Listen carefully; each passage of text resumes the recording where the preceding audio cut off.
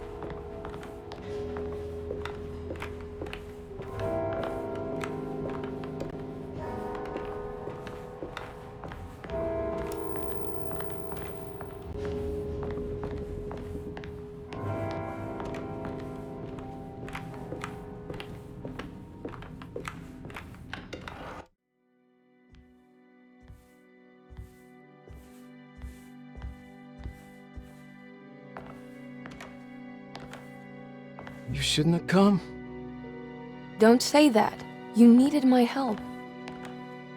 All I wanted was to keep people away from Desetto. Especially you, Emily. You're the only one in the family who forgave me for choosing old age over death. Father still cares for you? He is paying for your treatment at Desetto. To get rid of me! That's the only reason anyone's at Desetto. Someone in the family thought you were becoming an embarrassment. Help me get you out of this mess, Jeremy. I want to take you away. Your father would send me right back. What if I take you up north, to Kingsport? I know Mother still has family up there. I've been thinking about going for a while now. I haven't been to Massachusetts in years. I still paint from memory, you know? That old lighthouse makes for a great motif. Your father and I would go almost every summer. Then when our great-uncle died, we stopped going back. What is there to be done about the Dark Man? He's the one holding you back, right? You feel like you can't leave without paying your debt to him. The Dark Man has been with me since I was 12 years old.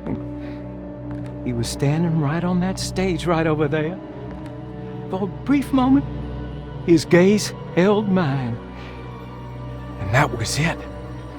I recognized him for what he was.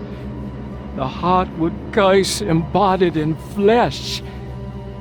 I thought it was my turn, but I was only there to be mocked. Instead, his attention moved on to my father sitting next to me. I turned to him and saw his face. The whitest shade of pale I've ever seen. He bit off his tongue that night and suffocated. What can be done, Jeremy? Please. There's a way. 2 ways to be exact. One worse than the other. A written contract, now buried inside his sunken temple. Don't you remember what it said? I don't want to. Try, Jeremy. What did the contract say? No, we can't. We can't let New Orleans suffer that blight. I have to make this sacrifice. What are you talking about? Is this the thing from the bayou? Juan said something. Ah!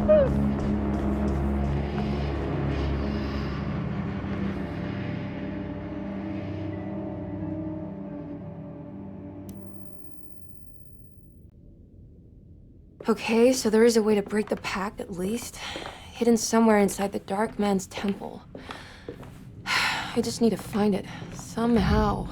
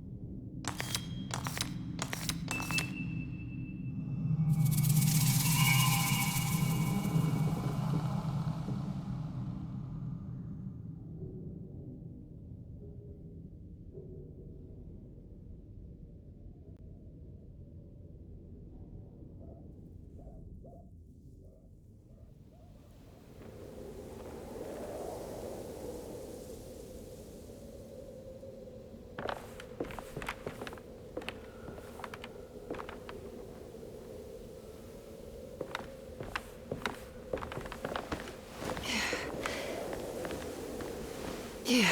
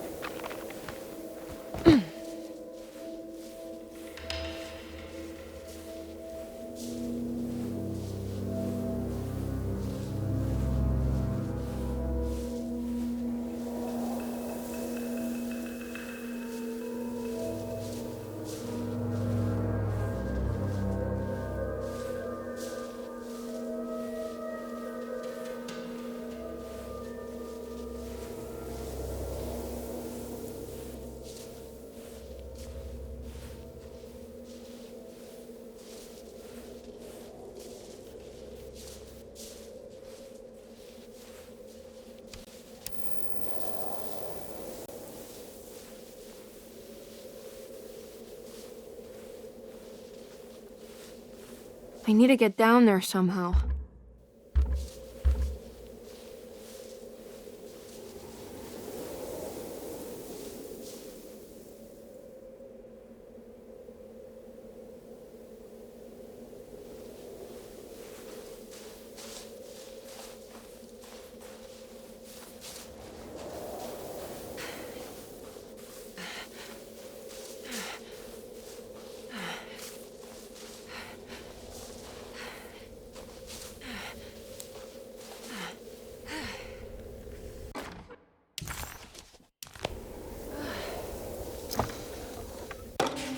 The temple of Nephron-Ka lies under our camp. Despite all efforts, that unholy site did not collapse, but sink beneath the sand.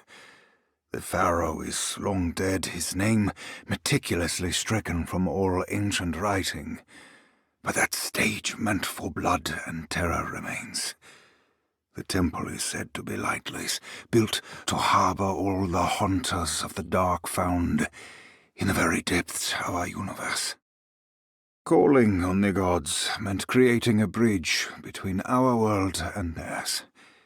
The terrible Aldebaran of Taurus, the Black Sun, was seen as the most important star in the night sky, because, according to the Kitab al-Azif, it was said to be the home of that crawling chaos known as Nyarlathotep. Through ancient mechanisms, it was said that the priests could open shafts channeling the light emitted by that strange stone called the Shining Trapezohedron. Several streams pooled together above the statue of that dark man.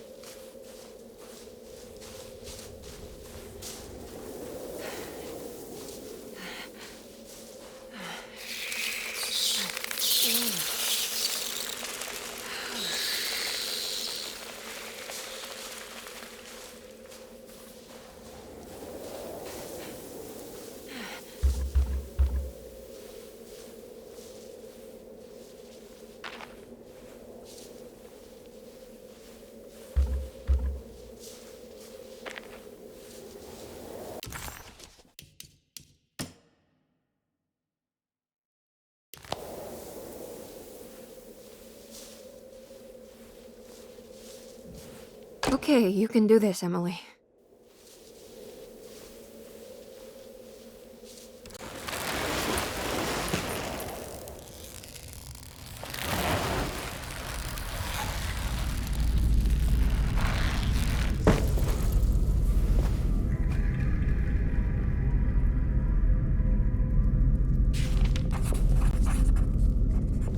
Emily felt a wave of despair as she recognized the temple she had entered. It was where all her dreams eventually led her. Like roads to Rome, her darkest thoughts always brought her here. Was the dark man behind all of her family's suffering? Was it the same creature wearing 1,000 masks? Finally, feeling her own sanity slipping.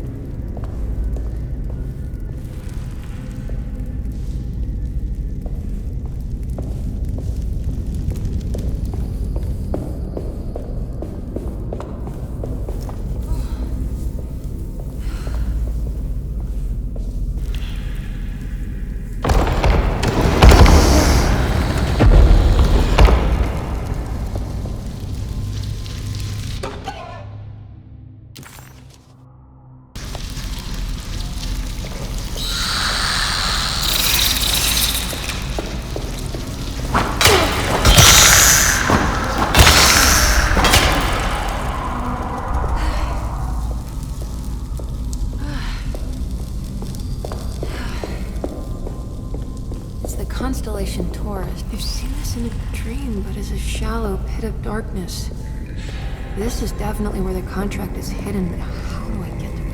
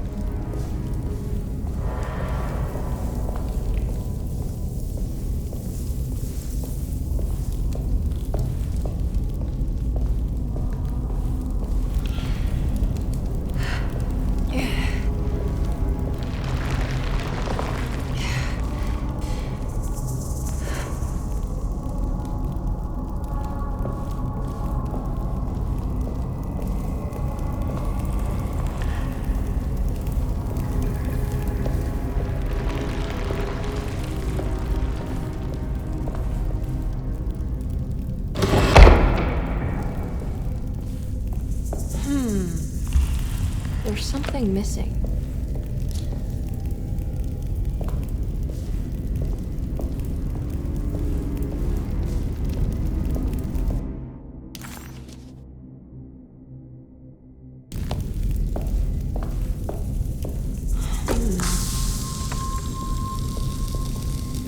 I think this one moves.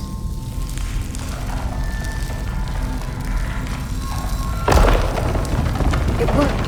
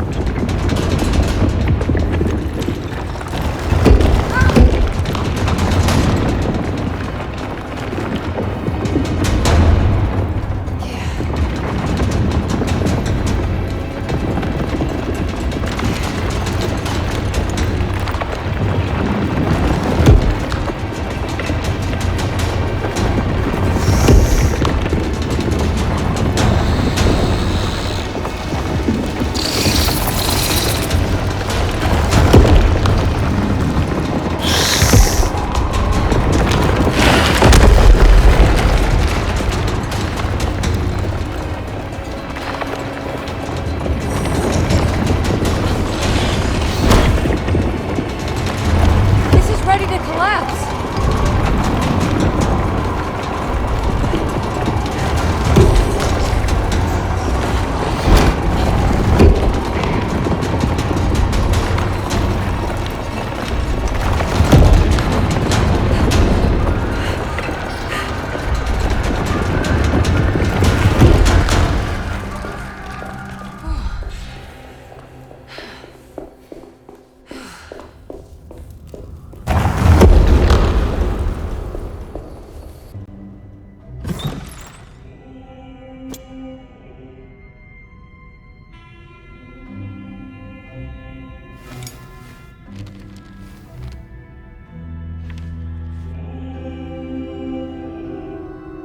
Acknowledge psychological trauma. Break through the barriers of self-deceit, temper, manic behavior.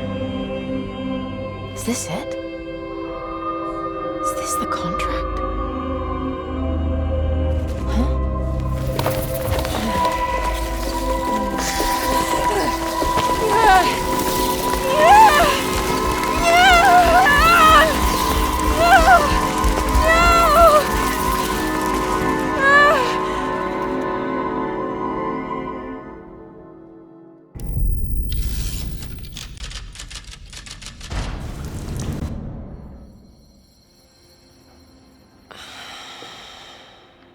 Oh, Jeremy. How much pain and suffering you could have prevented. Emily? What are you doing? Detective, how is your investigation going? Well, I still have no clue where Jeremy is, but I think I know why he's hiding. This place is full of lunatics planning to perform some kind of ritual tonight. Well, that sounds ridiculous. Or rather would have just a day ago. It gets worse. I have reason to believe they killed anyone who didn't want to go along with the plan.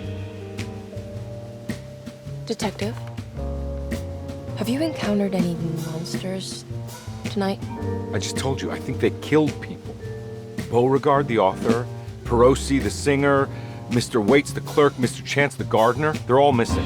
No, I mean, have you fired your gun tonight? Of course not. They wouldn't just kill outsiders like that. It would bring too much attention. But you should keep your eyes open. So you haven't seen anything strange? Been anywhere else? What are you trying to tell me, Emily? Are you in some kind of danger?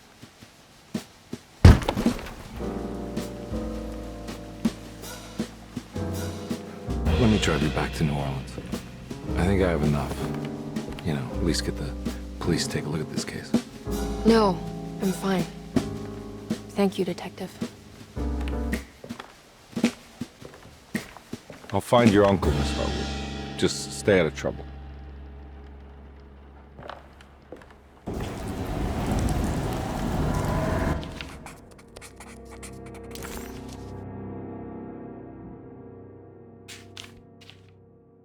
He must first acknowledge psychological trauma in order to proceed. Medicine has failed. Medicine has failed me. Nothing can be done to dispel the hardwood curse. Only the sacrificial dagger may release the despair from Jacob's eye. Yet, doing so would be the doom of death.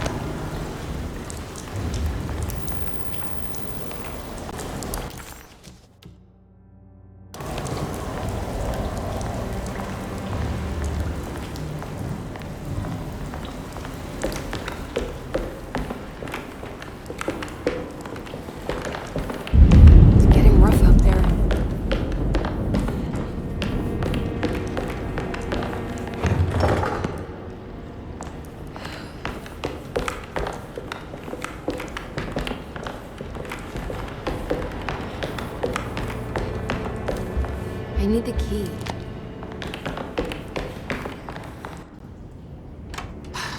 If we can just get rid of Jeremy, everything will go back to normal. That reminds me. I saw Miss Emily earlier. You remember her? You know she's Jeremy's niece.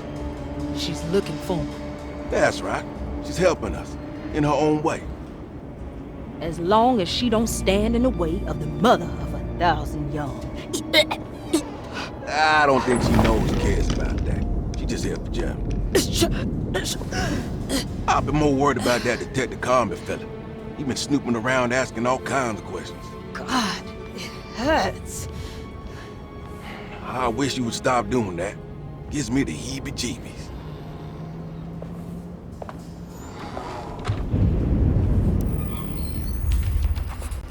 The orderlies, Baptiste and Lottie, were back at Derceto as well, like pieces of Emily's past haunting her. She couldn't figure out if they were on her. It was almost night when Emily found herself back at Derceto. What exactly had she been doing? And what was Detective Conby talking about?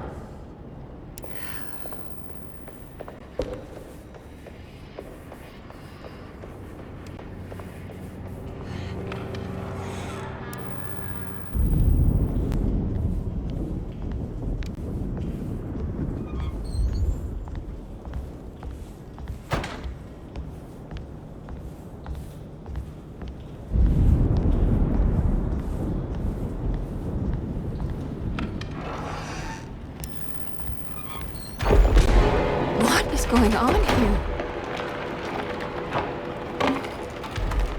It's blocked.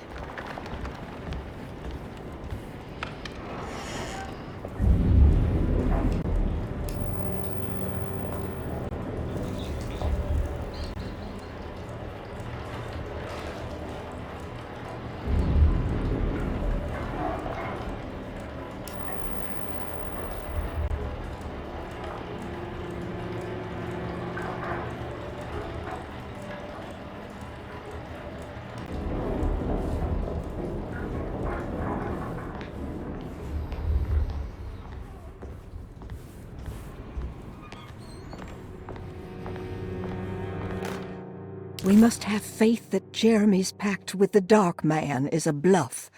If we are lucky, our visitors will find him and prove it's all nonsense before night falls. What is true is our attempt to call on her. Too many things have happened for this evening to be in vain. Think of Jack and Cassandra, even Perosi, whose circumstances I can't understand.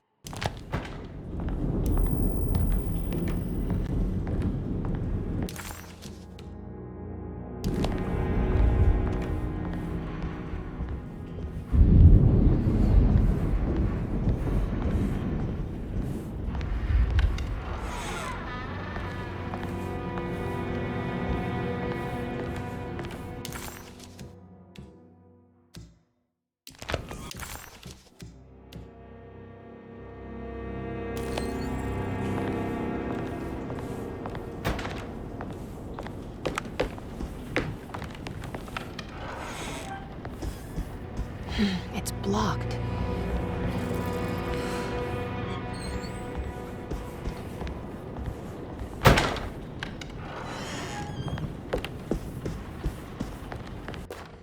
Lunacy and the Astarte Artist Colony, a monograph by Yael Klein.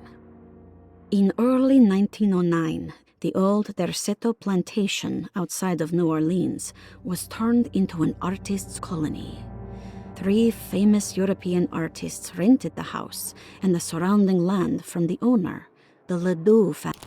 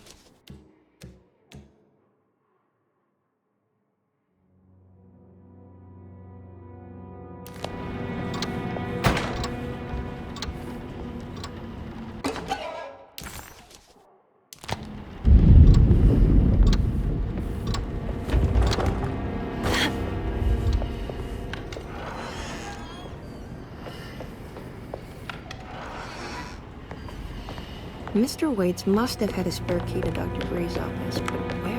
I don't know the combination. Wait, maybe I do.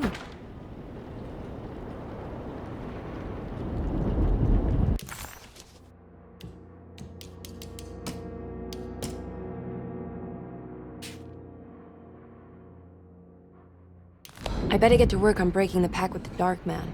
It's the only way to save Jeremy. Good thing I still have the talisman. I have a feeling I'm gonna need it.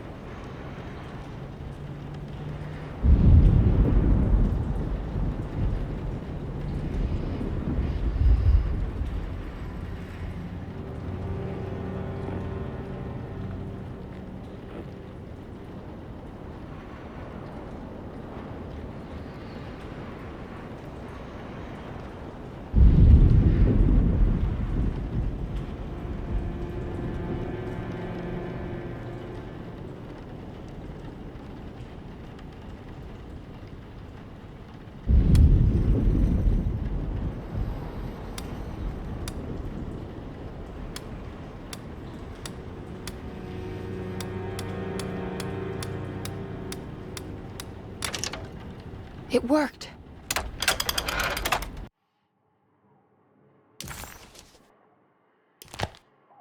The last guest in the empty room suffered from severe maladaptation. I must write this down, because if I understand the condition sufficiently...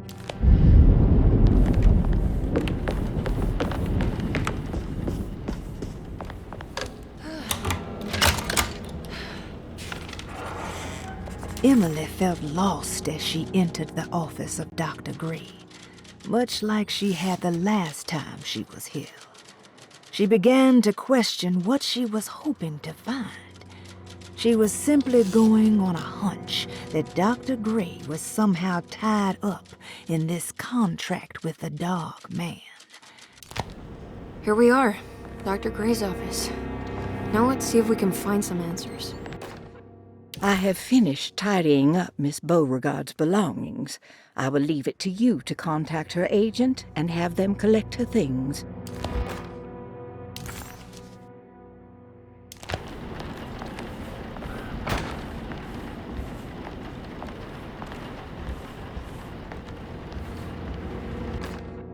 Dearest Dr. Manzetti, I find myself in a losing battle with my patient. As I've disclosed in my previous letter, his delusions have him completely captured. It's bad enough that he is torturing himself with paranoia, but his madness turns out to be quite persuasive to others, effectively laying the ground for mass delusion. I am writing to you in hope that you can give me some guidance. Beyond my ambition to avoid devastating surgery on my patient, I have grown worried about my own defenses. The words of my patient are deranged, yet they often resonate with something primitive within me. I have tried photographing his brain with X-rays. It was surprisingly difficult to get good results. Dark blotches on the plates kept obscuring all details. My patient looked at the bad plates and cried out in terror, telling me the dark areas was the shadow of the worm, eating him from inside. I could not see anything out of the ordinary. I hope this is a sign that my mind is not as receptive to the madness as I had feared. After further inquiry, my patient described the shadows inside his mind as some kind of chthonic monstrosity that wants to undermine his sanctuary. This is clearly a reference to a place he calls Teroea, a sort of library or convent that works as a psychological haven. With this imaginary haven threatened by this Chthonian, he has now constructed another, less pleasant...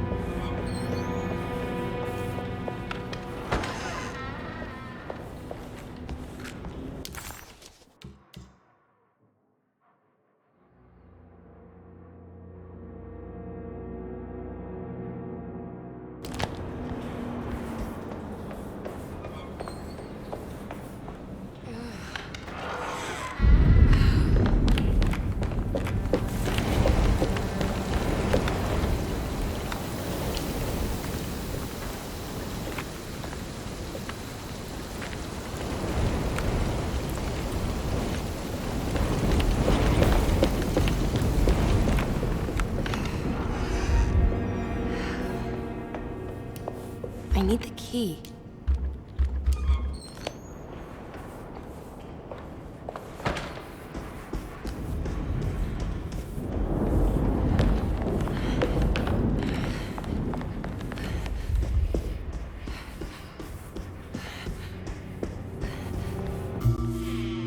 Hey, little lady, how's your evening been going? Ups and downs, I suppose. I hear that. We all living the life of an elevator operator. Are you alright, sweetie? Do you want to see my mask, miss? I'm making it for St. John's.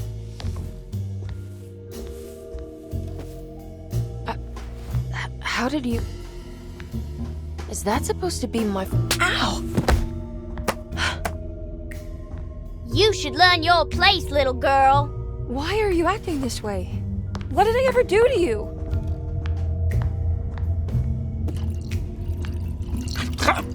Grace! Grace!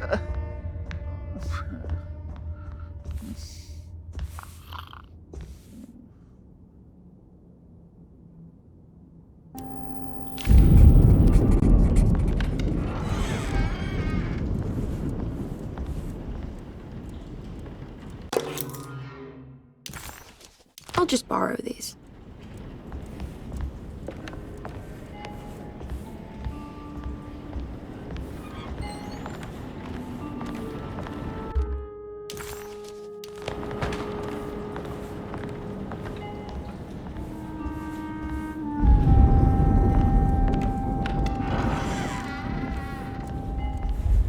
At least he's breathing. I'll just let him sleep it off. There's something missing.